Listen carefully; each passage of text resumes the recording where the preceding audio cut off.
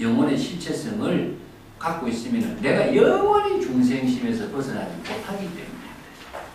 그래서 내가 진여의 지혜로운 반야의 지혜를 체득하기 위해서는 의식의 대상에 내가 집착의 대상을 두고 있는 한 나는 중생에서 벗어나지 못하는 겁니다. 그 두 가지를 바르게 지혜로 관찰하도록 제시하고 있는 법문이 오온계곡이에요. 그래서 오온에서 색수상 행식인데 또 자세한 것은 불교 철학이 여기서부터 시작돼요. 반야심경이 좀 어려운 것이 이 불교에서 제시하고 있는 법으로서 중생심이 어떻게 이루어지고 있는가 이것부터 이해를 하지 않고서 중생심을 벗어날 수 있는 지혜를 우리가 체득할 수가 없어요. 49페이지 그림을 한번 보세요. 제가 그림을 그려놔서 그림으로 설명하는 그 좋을 것 같아요. 그 온 가운데의 인식 구조다 이렇게 49페이지 그림 있죠. 네.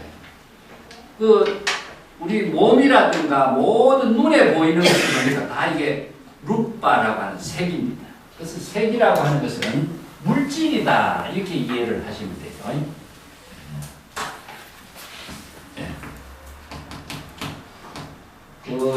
여기서 내가 꽃을 그려놨습니다만은 꽃이라고 하는 것은 우리 눈에 보이는 거거든요. 우리 육체도 눈에 보이는 겁니다. 그래서 색이라고 하는 것은 공간을 차지하고 있는 거예요. 공간을 차지하고 있는 거예요. 하나의 일정한 공간을 차지함과 동시에 그 차지하고 있는 공간에 다른 물질이 침입할 수가 없는 것을 색이라고 해요. 책상이라든가 모든 것이 다 공간을 차지하고 있죠. 이것은 다 물질인 겁니다. 그래서 일체의 모든 존재가 다 형체를 몸이라든가 어떤 독자적인 생명 활동을 하는 실체로서의 형체를 지니고 있어요. 또 우리 인간도 마찬가지잖아요. 그래서 형체가 있고 또 하나는 형체가 생명 활동을 하고 있는 그 본질적인 네 개 정신적인 네 가지를 수상행식이라고 합니다. 자, 요걸 그림을 그린 것처럼 그려볼게요.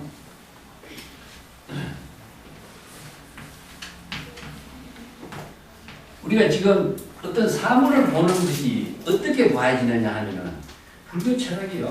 굉장히 깊은 심식 철학의 토대를 두고 있어요.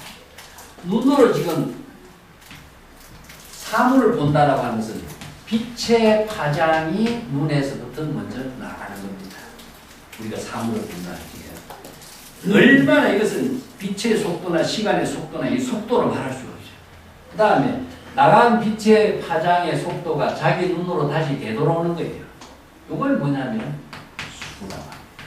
자, 이걸 감수작용. 모든 사물에 대한 인식을 이렇게 빛의 파장을 통해서 받아들이는 작용을 감수작용이에요. 이걸 불교에서는 수라고 합니다. 물질을 바로 보게 하는 가장 기본적인 인연이 맺어지는 것은 수예요. 감수작용이 이루어지는 것이죠. 그걸 배다나라고 하는 느낌이라고도 이야기해요. 근데 보는 것도 느낌이 이에서 이루어지고 또 눈을 감아도 우리가 감수작용을 이루어져요. 또 촉감을 통해서도 감수작용이 이루어지죠. 모든 것이 바로 감수작용을 통해서 물질의 존재, 대상 경계를 느낌으로 인식을 할 수 있는 인연이 이루어지는 것은 요 수에 의해서, 감수작용에 의해서. 그 다음에 산이라고 하는 것은 삼작하는 말인데 이건 뭐냐면 표상작용입니다. 표상작용. 표상작용이라고 하는 것은 무엇이냐 하면은 꽃을 보는데 기억을 불러일으키는 감상이에요. 기억을 불러일으키면은 뭐가 우리가 어떻게 나지? 의식 속에 의식의 스크린 속에 물질에 대한 이미지가 나타나는데 이미지가 나타나는 것은 뭐 어떻게 나타나냐? 명과 상으로 나타납니다.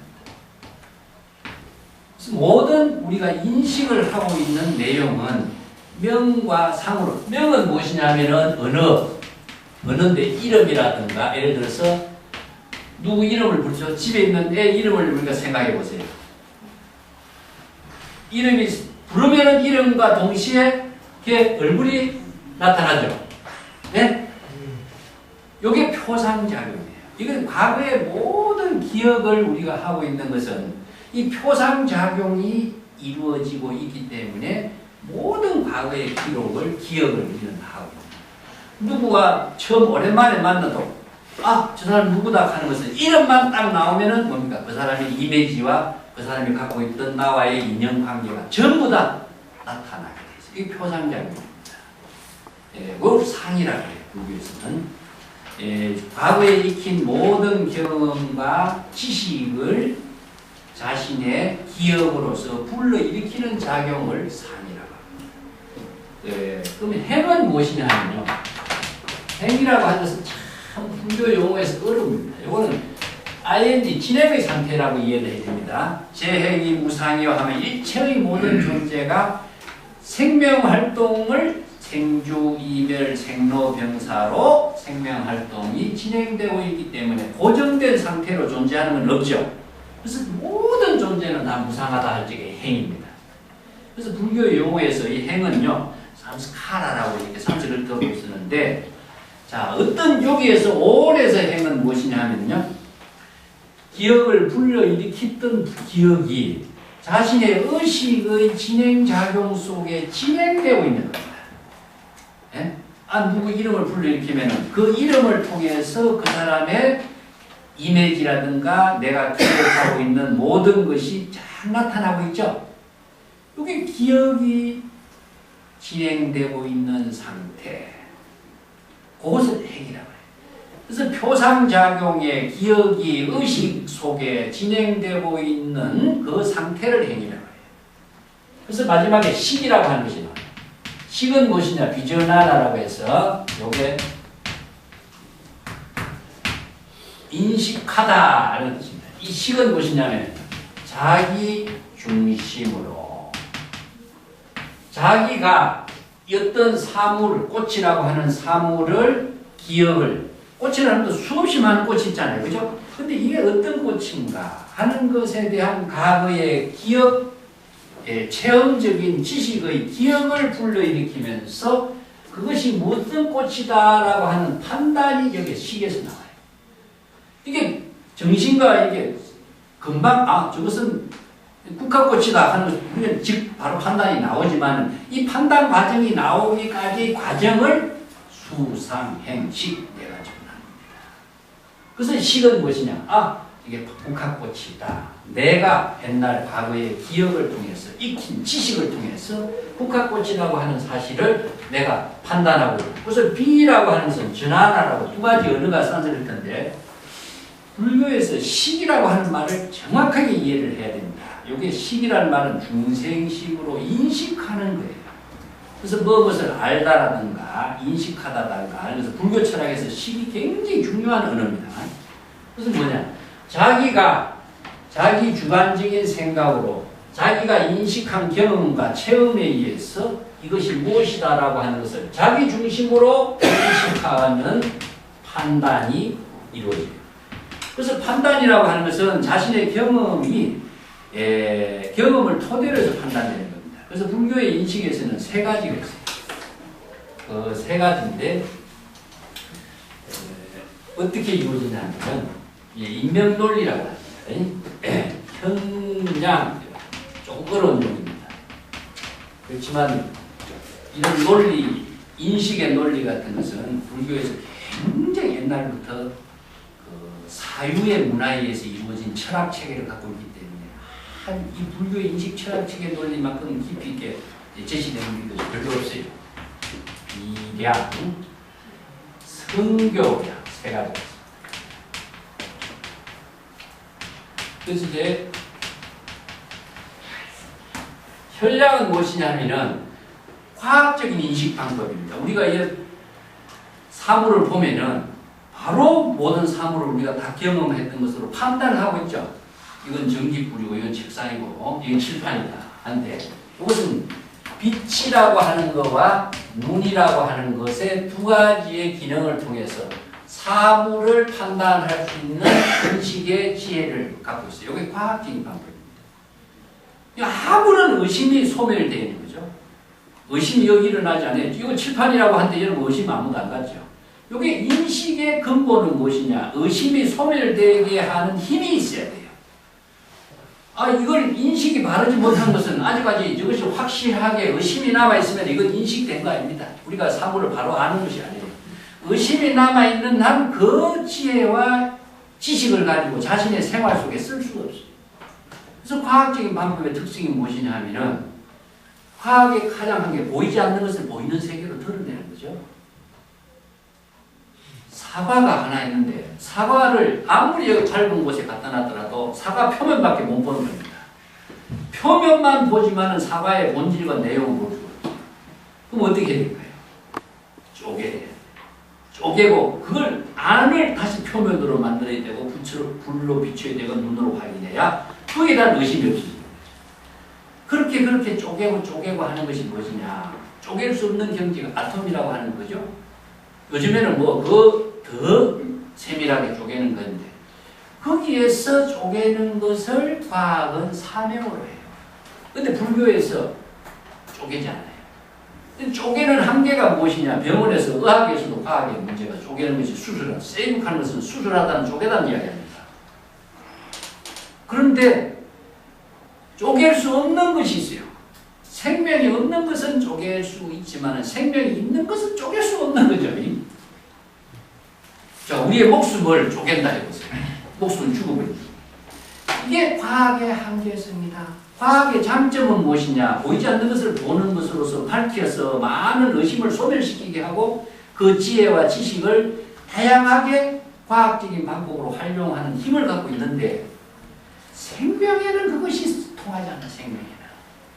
그래서 이 종교는 무엇이냐? 불교에서 제시하고 있는 진여의 생명의 작용은 과학적인 방법으로 이 문제를 해결할 수가 없어요. 그렇기 때문에 생명을 살리는 작용을 어떻게 해야 할 것인가? 생명에 대한 작용을 법으로서 제시한 것이 이 진여법이에요.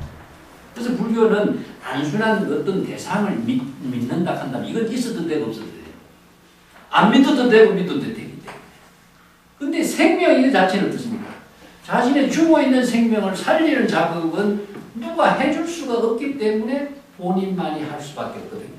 그렇지만 이 자신의 생명 활동은 죽어있는 상태로 살 수는 없으니까 살리는 작업을 어떻게 해야 할 것인가. 이것이 바로 불교가 가지고 있는 기본 명제입니다. 그래서 불법 공부하는 의미가 무엇인가 하는 것은 이렇게 생명 활동에 지혜로운 생명 활동을 되살리는 일이에요. 이건 과학으로도 해결할 수 없는 거기 때문에. 그래서 이제 혈량이라고 하는 것은 과학적인 인식 방법입니다. 이것은 많은 사람들이 바로 직관적으로 경험하고 이해하고 많은 사람들에게 의심이 소멸된 경지에서 지혜와 정보의 삶이 생활이 이루어지게 하는 힘을 갖고 있어요. 에너지를 제공해 주는 거죠. 이게 혈량. 근데 혈량은 문제가 되잖아요. 근데 비량이라고 하는 것은 무엇이냐면요. 눈에 보이지 않는다는 사실입니다. 예를 들어서 산 너머에서 연기가 나고 있는데 연기가 나는데 불은 안 보이죠. 연기는 보여도. 근데 우리는 어떻습니까? 과거의 경험적인 사실을 토대로 해서 어떤 판단을 해야 됩니까? 연기가 나는 곳엔 불이 있다는 판단이 나오죠. 보이지 않아요, 불은. 그렇지만 그 판단을 할 수 있는 지혜가, 이게 비량이, 이게 이제 비교로서 모든 진실을 의심을 소멸하게 하는 지식과 지혜를 활용할 수 있는 능력을 갖추는 겁니다. 비량이 됐으면 이게 불교에서 논리 철학이 굉장히 다양하게 나와요. 오지작법이라든가 이런 논리를 제시하고 있는데 이런 논리는 좀 어렵고 나머지는 무엇이냐? 이게 성교량이라고 합니다. 성교량. 이거는 뭐냐면은 체험 중심으로 이루어진 지식이에요. 그래서 붓다의 가르침을 우리는 뭐라 그러죠? 훌륭한 의사와 같다 하고 아니면은 밀림의 숲을 길을 안내하는 사람과 같다 이런 말 하죠. 길을 안내하는 사람이 누가 있죠? 길을 가본 경험이 있는 사람만이 할 수 있는 일이죠. 그렇기 때문에 이것은 누구의 말과 지시가 아니라 체험적인 지혜를 제시한 사람을 성교량이라고. 그래서 불교의 모든 가르침은 방편 법문으로 제시하고 있는 모든 가르침은 체험적인 지혜에 의해서 제시된 법입니다. 그렇기 때문에 이것은 의심이 소멸되어서 자신의 지혜를 이루게 하는 가르침입니다. 그래서 여기에서 선교하게 제시하고 있는 것이 무엇이냐? 이 법입니다. 그냥 누구 말만 믿고 가는 것이 없어요. 나도 그러한 사실을 확인해보는 겁니다. 그 확인하게끔 하는 법을 제시해 놓은 것이 체험자가 제시하는 일이에요. 그래서 불교의 가르침은 그냥 맹종적인 가르침에 따르고 믿고 하는 것이 의미 없어요. 그래서 본인이 전부 다 확인하고 본인이 그 사실을 체험을 통해서 자신이 그 지혜를 쓸 수 있는 힘을 갖게 하기 위해서는 자신이 그 의심을 소멸시키지 않고서는 그 지혜와 체험적인 지혜를 쓸 수가 없어요. 그래서 불교에서는 수행이라는 말을 써요. 수행이 뒷받침되지 않는 불교의 가르침이라는 것은 자신의 지혜로 쓸 수 있는 힘이 없기 때문에 보살도의 상고보리 하와중생의 작용을 할 수 있는 힘이 없어요. 그래서 지혜를 쓰는 힘을 선교자, 이게 법문을 제시했지만 법문을 바로 그냥 받아먹는 것이 아니라 자기가 확인을 하면서 자신의 확신을 갖게 하는 힘을 갖도록 하는 거죠. 그래서 이게 색수상 행식 5가지인데 이 5가지가 고정된 실체가 존재하느냐 없어요. 어디에 있습니까? 바로 인식 속에만 있어요. 우리의 의식 속에만 있는 거죠. 근데 중생은 이것이 따로따로 존재한다고 생각해요. 그렇기 때문에 아상, 인상, 중생상을 뜨면 나의 존재는 영원히 존재한다고 생각하죠. 그래서 금강경에서 뭡니까? 나의 존재는 영원히 존재한다. 나는 남은 죽어도 나는 죽지 않는다고 생각해요. 이게 아상, 인상, 중생상, 수자상적인 사고거든요. 이것은 잘못된 전도몽상의 착각 속에서 잘못된 삶을 살고 있기 때문에 그러한 잘못된 삶에 빠지지 말고 바른 지혜로운 안목으로 진여의 생명에 지혜로운 삶을 살도록 제시해 주고 있는 것이 불교의 가르침이에요. 그렇기 때문에 인식의 문제부터 바르게 알지 못하면 인식의 차원을 어떻게 초월할 것인가. 밑에 동그라미 하나 지났죠. 불성, 진여, 자성, 평상심. 이 말은 무엇이냐. 중생심을 초월하는 것은 본래로 되돌아가는 것. 아까 귀라는 말을 썼습니다. 본래로 되돌아가는 것은 인식의 후에 본래로 되돌아가지 인식을 하지 않고 본래로 되돌아갈 수가 없어요. 이 구조가 사바세계에 우리가 살고 있으면서 사바세계의 모든 물질 차별 세계를 우리가 다 인식함과 동시에 그 인식의 차별 대상 경계를 초월할 수 있는 지혜는 본래로 되돌아가는 법문으로 해놓은 거예요. 이걸 내가 본래로 되돌아간 것을 귀라는 말인가, 귀가라든가 수행이라든가 이런 말로 제시했죠. 5월이라든가 12처 18개는 인식의 차원으로서 인식의 속박에서 벗어날 수 있는 법문을 행아냐바라미의 수행을 토대로 해서 이루어지므로 관세음보살도 이러한 수행을 통해서 아냐바라미의 법문을 깨달아서 일체의 중생심으로 작용하는 생사윤회의 고뇌를 다 초월하게 됐다.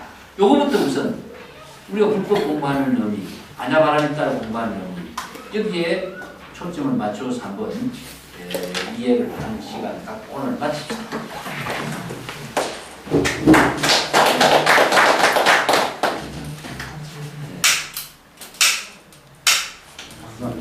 오늘 좀 일찍 마친다고